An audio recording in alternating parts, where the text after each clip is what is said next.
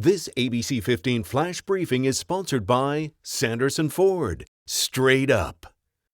Hello, I'm Danielle Lerner with your top stories from ABC15 Arizona. New information today. The victims identified in a deadly accident where a semi-truck hit a sedan.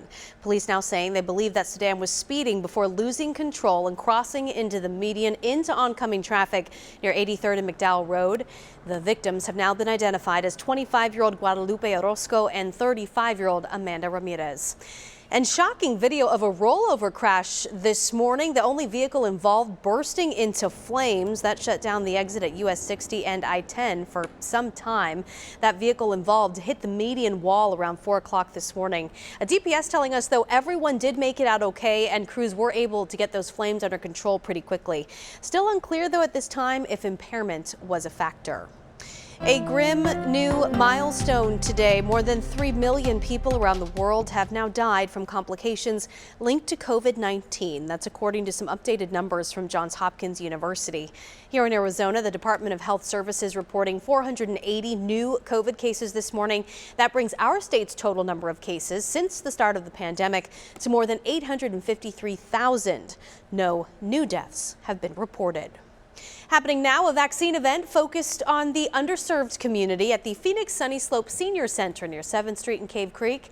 You do need an appointment for this one, so you can call 888-587-3647.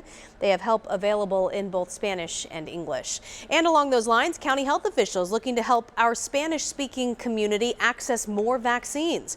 KJZZ reporting Maricopa County Public Health is teaming up with Community Information Service 211 to offer a new Spanish language hotline with information about vaccines.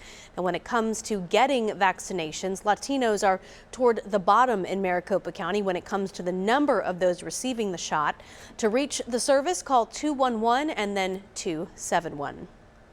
Well, we have learned First Lady Jill Biden will be here in Arizona next week. The White House announcing today the First Lady will be in New Mexico briefly before traveling to the Navajo Nation in Window Rock, Arizona.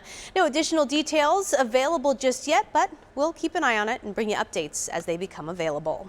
The ABC15 Impact Earth team tracking Arizona's drought conditions, some of the worst in recent memory.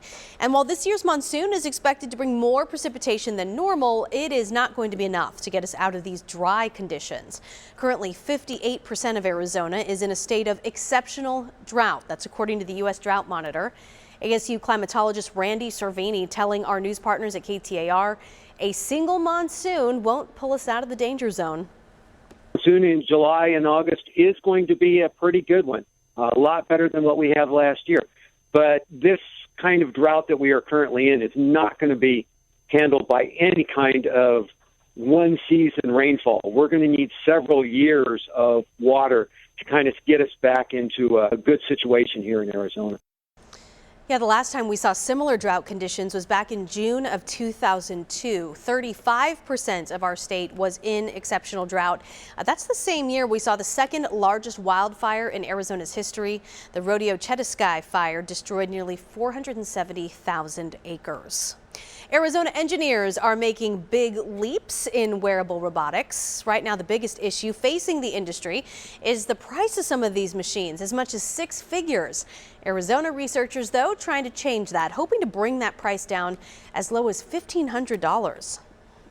There really aren't affordable exoskeleton devices on the market. They range from 30 to 100K plus, which is, how much a house costs in some parts of the country. So you're either buying a house or a car, I guess, for an exoskeleton these days. Tracking your most accurate forecast, I'm meteorologist Jorge Torres. We are still holding on to that chance of rain on Sunday for parts of Arizona as the main disturbance crosses the state tomorrow. Notice around midday we see a few thunderstorms possibly in far eastern portions of the state and even some snow in the White Mountains. And by 3 in the afternoon, even a few thunderstorms in the valley cannot be ruled out. Then we'll dry out after Sunday night and for the next several days, too. So it's the best chance of rain tomorrow will mainly be in the afternoon and early evening, anywhere from 10 to 20%. And that's pretty much all she wrote as far as rain chances for a while. Otherwise, expect temperatures to be in that mild category for your Sunday. Highs in the 50s up in the high country and along the rim. 60s in Payson, Prescott, and Sedona with 80s across the lower desert. So here is that 7-day forecast. Temperatures remaining in the mid and upper 80s through Monday. 90s by Tuesday, but turning windy on Wednesday, and then those temperatures drop a little more beginning Thursday, but it won't last for long. Look at that Friday and Saturday forecast. Those temperatures are back in the low to mid 90s by next weekend. For the latest headlines, weather, and traffic, head to ABC15.com or download our free ABC15 mobile app. This ABC 15 Flash Briefing is sponsored by Sanderson Ford. Straight up.